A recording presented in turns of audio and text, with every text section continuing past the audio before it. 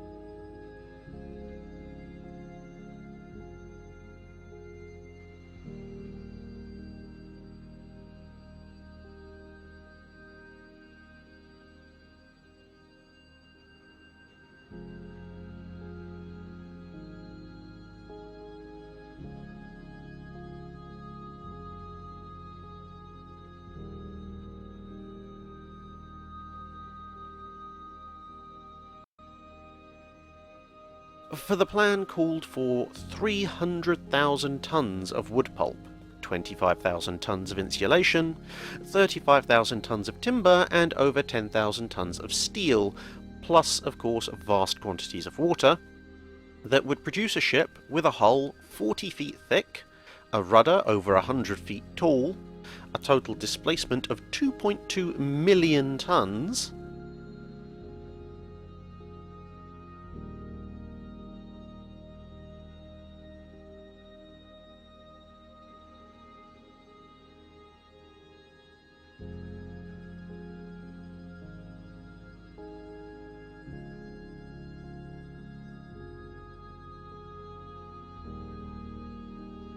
a flight deck 2,000 feet long, which for some scale is as long as 2 modern nuclear supercarriers stuck end to end, with an armament of 80 4.5-inch dual-purpose guns in twin turrets, and innumerable smaller 20 and 40mm cannon, an air group in excess of 200 aircraft, including entire squadrons of heavy bombers,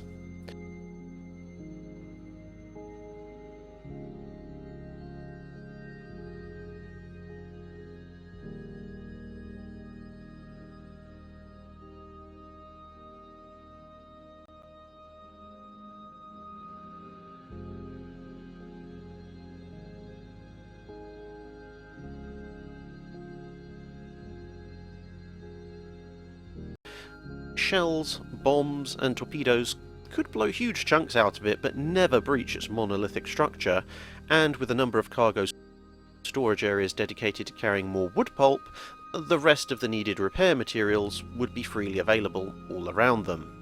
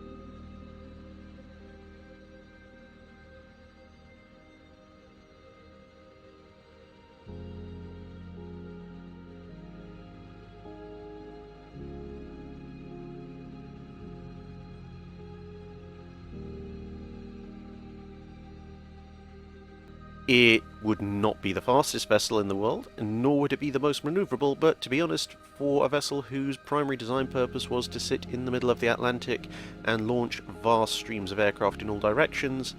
this was not really much of a concern.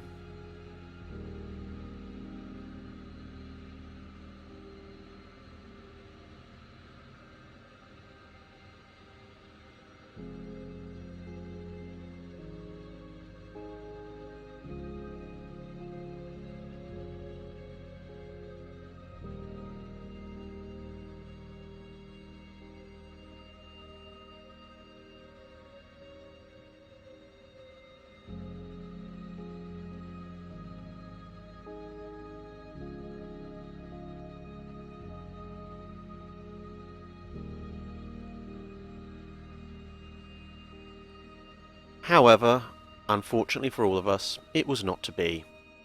Further work with the test ship showed that the amount of steel needed would be similar to that needed for a full fleet carrier.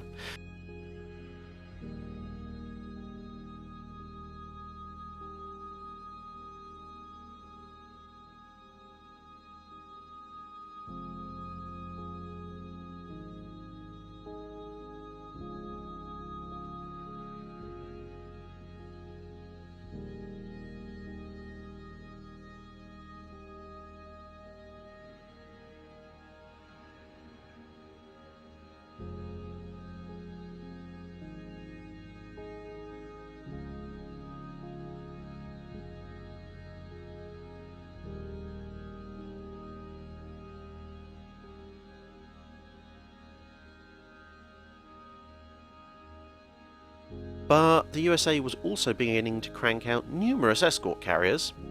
aircraft with longer ranges were being deployed, and an agreement with Portugal to use the Azores as an airbase had been signed.